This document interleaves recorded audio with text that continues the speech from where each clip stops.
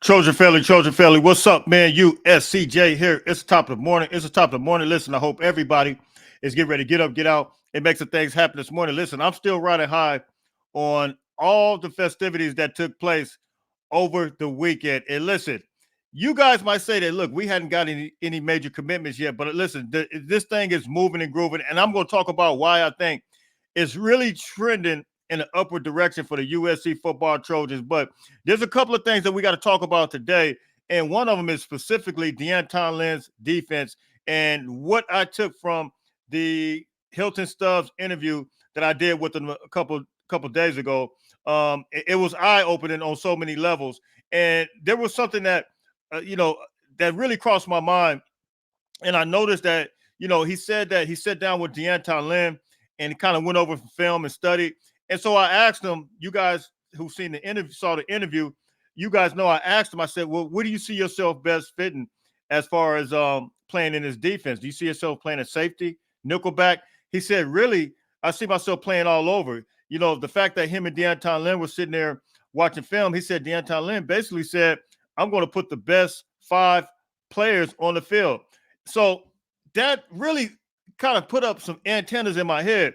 And because the reason is that a lot of people are wondering, like, why are we getting all these nickelbacks? Why are we getting all the safeties? Or aren't we kind of loaded right now? And it really kind of hit me when I was interviewing them. Deanton Lynn is going to play the best 5 players, whether it's 5 nickelbacks, whether it's 5 cornerbacks, whether it's 5 safeties. I believe he's going to put the best 5 players out there. And me and my guy, shout out to my guy, USC Priority. I told him before I made this video, I said, man, USC has something cooking. And I said, this 2025 class, I said, we know that the 2024 class has some superstars in it. Cam Fountain, all these guys that are in there, Braylon Shelby, we can go on and on and on about this. But the 2025 class, and Stubbs said it. Hilton Stubbs said it. I said, what is this class? What does this class basically signify to you? He said, this is the class that's going to bring the national championship to USC. And he's absolutely right. Because yesterday, those who are not connected with me on social media, you guys got to connect, because I put a lot of stuff out on Twitter, man.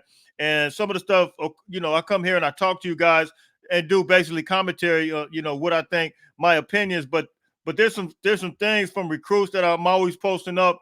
And Big Nathaniel Boating, the big time linebacker out of IMG Academy, he's posting stuff up. So I'm retweeting stuff, and then multiple players are retweeting. And so I'll usually see players retweet maybe the day after they'll put it up. But man, for whatever reason, these guys in this recruiting, this past weekend, these guys are putting multiple pictures up with their USC uniform on. And Nathaniel Boating, he said he's vibing right now. I mean, they are, you could just feel it right now. You could feel it with Hayden Stubbs. Hayden Stubbs mentioned that. He said he felt good about some of the guys that were with him. And I think that's really speaking volumes. I think, excuse me, that USC is absolutely moving and grooving. I believe that this recruiting class, excuse me, I believe that this recruiting class is absolutely moving and grooving to another level. These guys just hadn't committed yet. And by the way, there are some that talk about Isaiah Gibson. He did take a trip to Georgia. He is committed to USC, but you got to remember, he was committed to Georgia. Then we flipped him.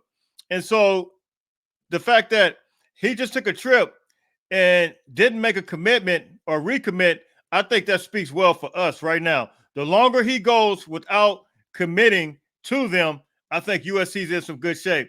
You guys know his mom, very, very high on USC. And so I think we're in some good shape with that. And so, look, that trip was last weekend. You guys remember when he came from USC, he instantly, him and Justice Terry, those guys instantly made commitments right when Eric Henderson was finished with him.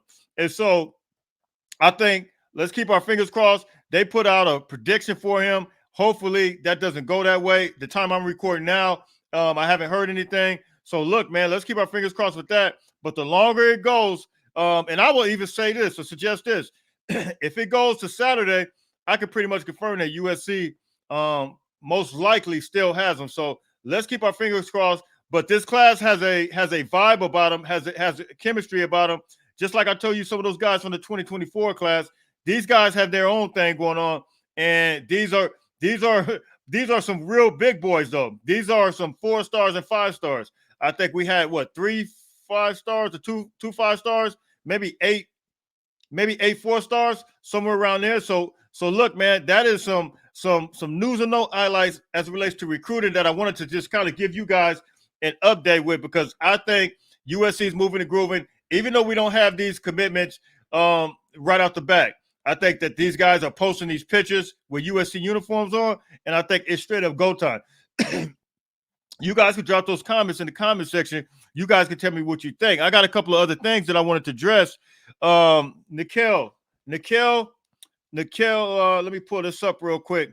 Big time linebacker out of Laverne. He put out his top. Let me see if I can pull this up real quick. He just put out his top 3 yesterday, and his phone is okay. Here we go. He just put out his top 3. Where is it at? I got it up here. And of course, USC's in the mix. Some will say that, they didn't think USC was going to be in the mix, but here it is right here. His final 3, Noah McHale put out his top 3 yesterday, and he's going to commit on June 30th. His top 3 are Oregon, Texas A&M, and USC. He's high on USC, but you know how it is. Other stuff comes into play, but we'll see what happens.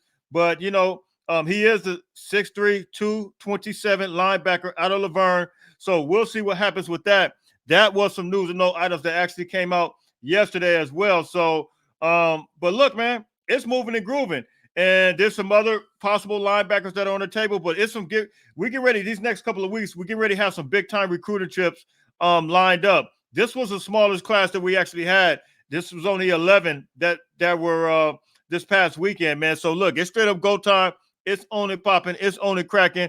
And there's a couple more things that I wanted to share with you real quick, and I'm going to be out your way. There was a list that came out yesterday, and the list is this: most college football Hall of Famers by school.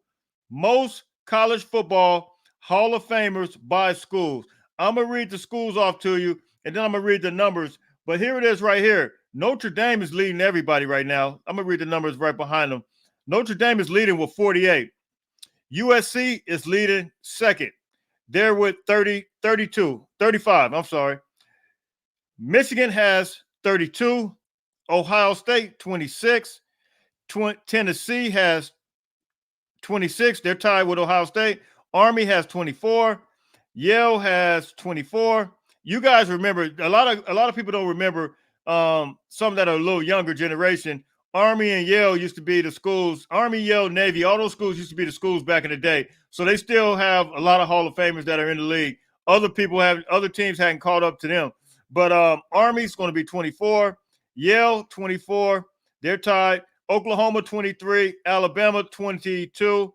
And Navy is going to have 22. So USC comes in second with 35. And so they're beating out. We're number 1 in the Big Ten. Michigan and Ohio State are both below us. So look, man, USC is still that school, even though they hadn't won a championship within the past couple of years. USC still has the most college football Hall of Famers, man. So you guys can drop those comments. You guys can tell me what you think about that. Listen, can you guys feel it in the air?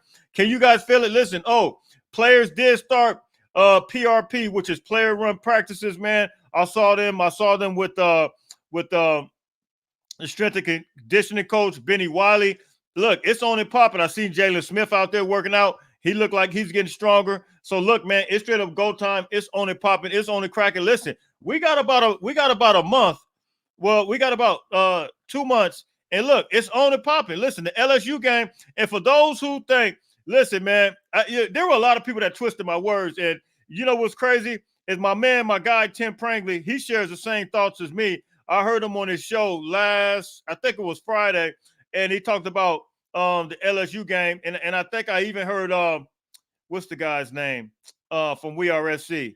Chris, and I can't remember the other, Eric McKinney. I think they all shared it. I think yeah, those two guys share the same opinion as me. Nobody's running away from competition. We know USC faces the big boys. My position was this: just don't the SEC always plays these little cupcake teams. The Citadel, all these FCS teams, which USC has never played. And so my thing was, why add more? And it's a 50-50 game. Why add more pressure on a team like USC when we already got a tough schedule? They're not doing it. So that was my main premise on that. And so I listened to those guys, and they share the same thought process as me. I said, man, people changing my comments, twisting my comments. I'm not saying that we're running away. I think we're going to win the game. You guys already know I just brought you a video that said that we're a 6-point favorite, but it goes back and forth. I think that we're going to absolutely win that game. I wasn't even talking about that. I was talking about removing them for us just based on making it easier on us, man. So, look, I'm out of here. Can you guys feel it in the air, though? It's only popping. It's only cracking. USC is getting ready to move and groove to another level. And I believe that this defense is going to be better than what a lot of people think and what a lot of people will give us credit for, man.